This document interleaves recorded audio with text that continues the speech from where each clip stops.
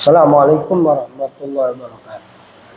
Bismillah, alhamdulillah. Wassalatu wassalamu ala rasulillah wa ala alihi wa sahbihi wa mawala. La hawla wa la quwwata illa billah. Amma ba'du. Kita akan melanjutkan hadis yang ke-31, yaitu hakikatuz zuhdi wa thamratu. Hakikat zuhud dan hasil atau buah dari zuhud. Hadis yang pertama, Nabi Abbas Sahl bin Sa'din As-Sa'idi radhiyallahu anhu qala ja'a rajulun ila Nabi sallallahu alaihi wasallam qala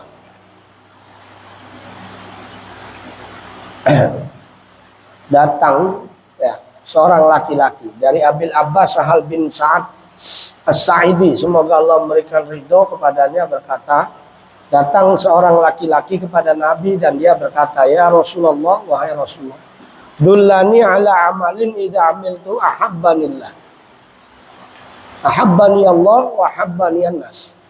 Faqala izhad fid dunya yuhibbukallah wajhad fima indan nasi yuhibbukan nas. Hadisun hasan rawahu Ibnu Majah wa ghairuhu bi asanid hasanah. Seorang laki-laki itu minta kepada Rasulullah, dullani ala amalin idza amiltuhu ahabbani Allah wa ahabbani an-nas.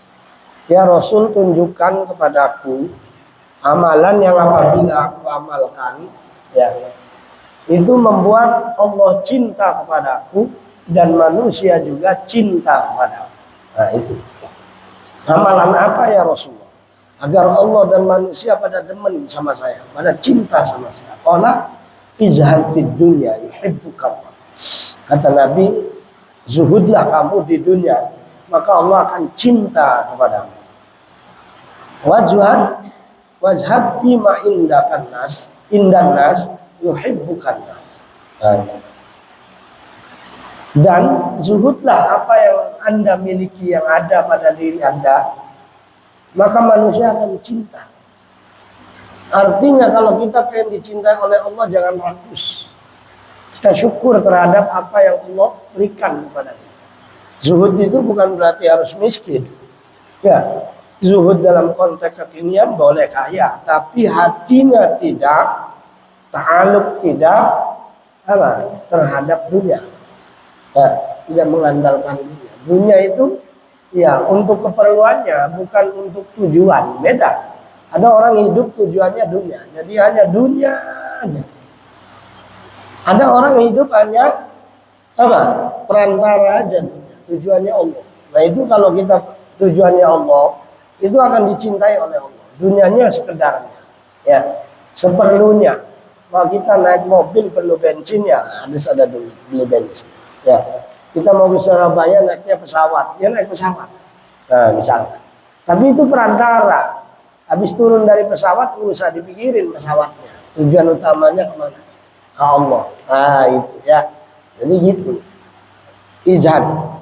Kalau kamu bisa zuhud, ya, tidak menjadikan harta itu tujuan hidup, tidak menjadikan harta itu segalanya, maka kamu akan dicintai oleh Allah. Kaya nggak apa-apa, tapi tidak diatur oleh harta. Hidup itu yang atur harta kita. Ya. Nah itu beda. Kita diatur harta sama harta diatur kita. Banyak orang hidup diatur harta. Sholatnya sampai nggak sempet, ngaji nggak sempet, karena diatur oleh harta. Coba diatur hartanya. Nah, waktunya ngaji, waktunya sholat, waktunya puasa, waktunya umroh. Diatur dunia itu, ya kan? Supaya kita tidak diatur oleh dunia. Maka pasti Allah cinta. Tuh ya. Karena dunia yang tunduk sama. Begitu juga. Jangan rakus kepada orang lain. Kalau pengen teman kita, sahabat kita, orang lain cinta sama kita jangan terlalu rakus sama harta. Insya Allah orang lain suka. Misal kita makan bareng-bareng, sedengan aja. Ya. Karena orang lain punya hak di situ. Tapi kalau kita rakus, orang pada ngomong rakus. Sampai bagian saya nggak kebagian. Benar nggak? Dibenci nggak? Dibenci. Tipe orang begini nih dibenci. Hidupnya di mana aja, kapan saja dibenci orang. Jangan rakus, secukupnya. Supaya orang lain menikmati. Paham? Ini dihawak semua. Wah, benar nggak? Siapa begitu? Nggak, pasti dibenci sama manusia dan dibenci sama. Tapi kalau kita hidup tuh apa? Enggak rakus, zuhud. Hak orang lain nggak kita ambil, ya hanya hak kita yang kita. Ditawarin ini enggak cukup, zuhud, ya. Selalu merasa cukup dan senang dengan apa yang dia miliki. Tidak iri kepada orang lain, yang orang lain miliki kita enggak. Senang aja. Nah itu pasti dicintai oleh orang. Itu kunci kata Rasulullah, ya. Nah itu hadis yang 31. Jadi kuncinya buahnya dari zuhud itu akan apa? Tidak tergantung pada harta. Hadis yang kedua, tudi'ud doror fil Islam.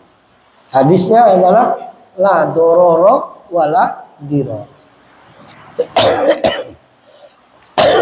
Ini hadis Nabi Sa'id bin Sinan Al-Khudri. Sa'id Al-Khudri ini meriwayatkan sebuah hadis, semoga ridho Allah kepadanya. Anna Rasulullah SAW qala la dororo wala diror. Hidup itu paling sebaik-baiknya manusia adalah bermanfaat untuk dirinya dan bermanfaat untuk orang lain. Khairun nasi anfa'uhum linnas. Itu sebaik-baiknya manusia. Enggak ada manusia yang lebih baik kecuali manusia yang bisa bermanfaat untuk dirinya dan untuk orang lain. Hidupnya selalu menolong orang lain, selalu memikirkan orang lain, selalu membantu orang lain. Entah dengan tenaga, dengan pikiran, dengan ilmu, atau dengan harta. Itu namanya manfaat. Sebaliknya, seburuk-buruknya orang, itu orang yang bikin madorot orang lain. Ini hadisnya, la dororo wala. Hidup itu jangan madorot pada diri sendiri, apalagi madorot pada orang lain. Jangan membahayakan pada diri sendiri dan membahayakan orang lain. Ya, narkoba itu untuk dirinya sendiri merusak. Diedarin merusak orang lain ya. Oh ya. Judi itu merusak dirinya, ngajak orang lain berjudi itu merusak orang lain. Itu seburuk-buruknya manusia adalah manusia yang apa? Yang memberikan madorot, memberikan bahaya, memberikan mafsadat, kerusakan dirinya dan orang lain. Nah, itu adalah la dororo wala diroro. Lawan dari khairun nasi anfa'uhum linnas. Jangan sampai jadi orang kok madorot dulu sama orang lain. Ya, orang lain bahaya, orang lain jadi celaka, orang lain jadi rugi. Nah itu namanya madorot. Nanti itu akan dibalas oleh Allah kalau nggak tobat benar-benar. Ya, nah, itu hadis yang 32. Hadis yang ke-33. Panjang ya, hadis 3. Usul qada'i fil Islam. Hadis yang ketiga adalah dasar-dasar tentuan dalam Islam.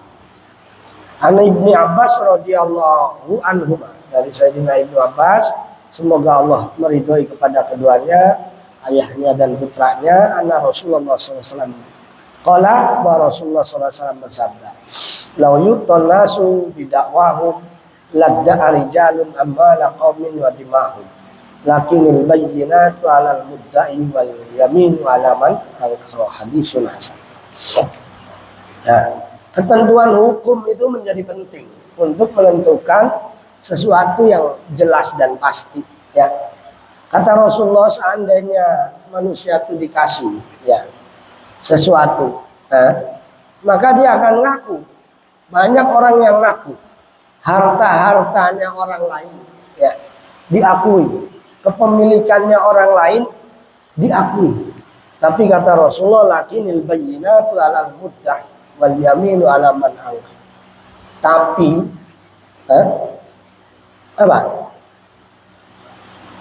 bayyinah, bukti itu adalah bagi yang mengakui. Mana bukti kamu kepemilikan? Kalau motor buktikan dengan STNK dan BPKB. Kalau tanah buktikan dengan sertifikatnya. Mana kamu? Sekarang banyak orang ngaku motor, orang diakui, tanah orang diakui. Sengketa tanah itu di mana? Benar? Ya. laut disertifikat, kali disertifikat, nanti langit disertifikat juga. Benar? Itu kan namanya ngaku-ngaku. Ya. Mana buktinya? Mana? Kalau ada orang mengaku, wal yaminu ala man ankar, sedangkan sumpah itu adalah bagi orang yang mengingkari. Disumpah berani nggak? Tapi orang sekarang berani juga disumpah. Ya, demi Allah, demi Allah. Padahal bohong. Nah ini yang terjadi banyak peristiwa-peristiwa di lapangan, di kehidupan manusia, masyarakat. Seperti itu. Makanya dalam fikih Islam itu kalau menemukan sesuatu, mengumumkan ada barang temuan, itu hati-hati.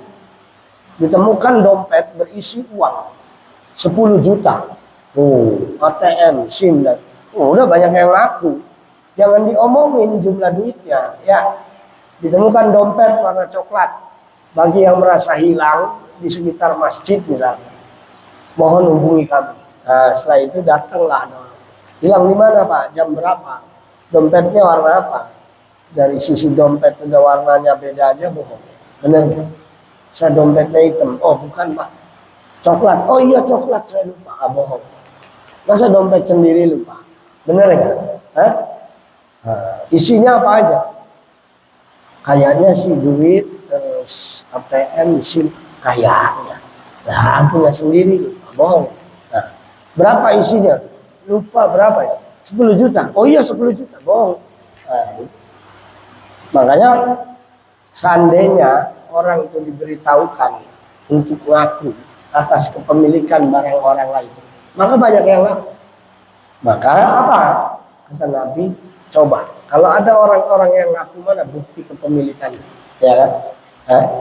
Bukti dompet itu kapan belinya di mana, terus SIM-nya kapan buatnya, duitnya dari mana.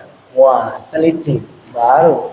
Nanti yang ngaku-ngaku nggak berani kalau bukan pemiliknya. Maka kata Rasulullah seperti itu. Sumpah itu penting. Bukti itu penting untuk menunjukkan kepemilikan, karena nanti supaya tidak ada sengketa di kemudian hari, ya. Ada sengketa repot. Nah, itu. Hadis yang ke-34, ya. Hadis yang 34. Ini sengaja, mudah-mudahan dia tamat hari ini. Kamis pertama. Yakni hadis al-hadis rabi wal salasun izalatul munkari faridatul islamiyah. Faridatul islamiyah. Menghilangkan kemungkaran itu kefarduan, kewajiban secara apa? Islam. Hadis ini dari Nabi Sa'id al-Khudri radhiyallahu anhu qala, sami'tu Rasulullah sallallahu alaihi wasallam yaqul, man ra'a munkaran, man ra'a minkum munkaran falyughayyirhu bi yadihi. Fa illam yastati fa bi lisani, fa illam yastati fa bi qalbi. Wa dzalika adaful iman. Rawahu Muslim.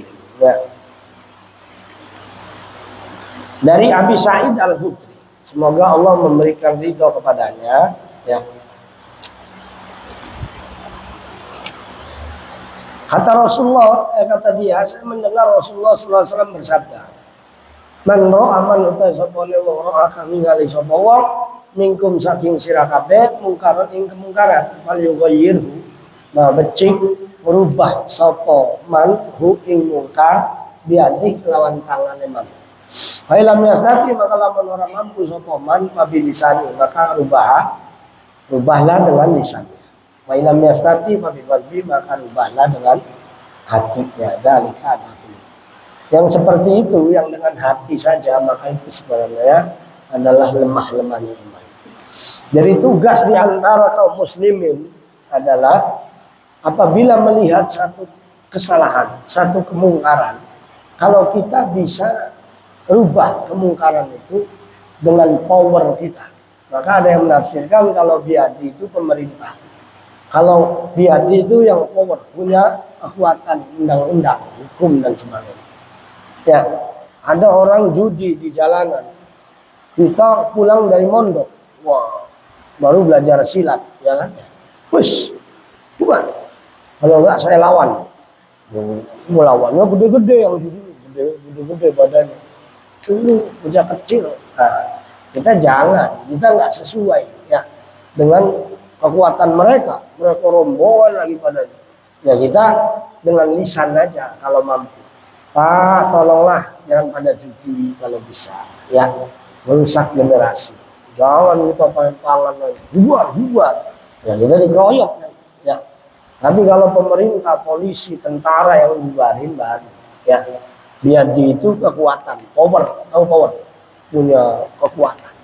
Kalau kita belum punya kekuatan ya dengan lisan dakwah aja, ya kan? Masih juga tidak mampu dengan lisan, ya Fabi qalbi. Tapi kalau kita mampu nggak apa-apa. Abi lihat kamu nggak puasa atau main judi, ya Abi berani, ya kan? Karena kamu murid Abi. Di pondok pemain pelanggaran, ya Abi sanksi, ya kan? Dengan niat Abi atau dengan lisan. Nah, paling lemah manusia itu dengan hati, ya. Fabi qalbi. Dzalika adaqul iman. Itulah iman yang paling lemah. Artinya apa? Iman paling lemah. Ya, dia ngomong takut, dengan tangan takut, maka dengan hati. Di artinya apa? Ya selemah-lemahnya kalau melihat kemungkaran, melihat maksiat, melihat dosa, jangan cocok, jangan setuju, nanti kebagian dosa.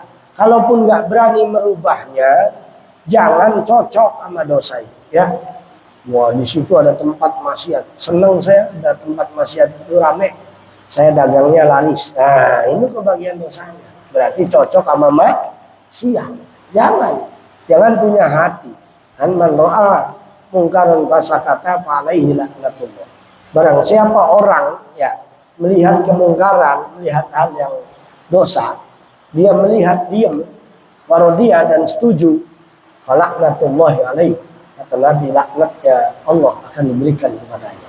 Jadi kalau kita tidak bisa merubah kemaksiatan untuk menjadi kebaikan, tidak bisa merubah kemungkaran itu bubar, ya yang penting kita sudah menyampaikan, atau paling tidak kalau kita tidak bisa menyampaikannya karena takut, ya hati kita jangan cocok, jangan setuju sama kemungkaran.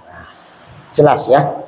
Nah, itu saja. Jadi sampai hadis ke 34. Mudah-mudahan 2 kali lagi bisa selesai.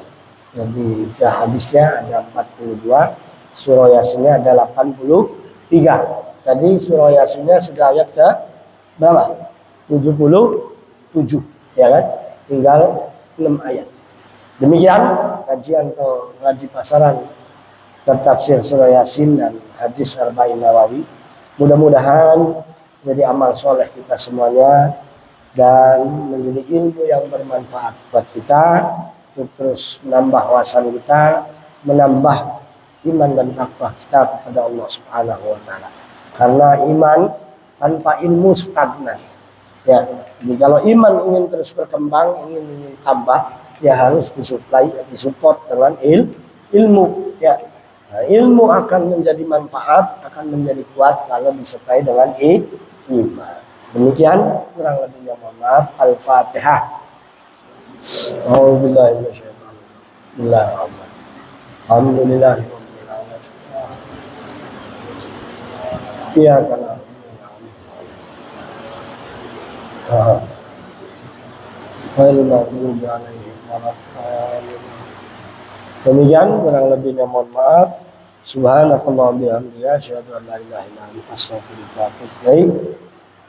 Wallahul muwaffiq ila aqwamit thoriq. Wassalamualaikum warahmatullahi wabarakatuh.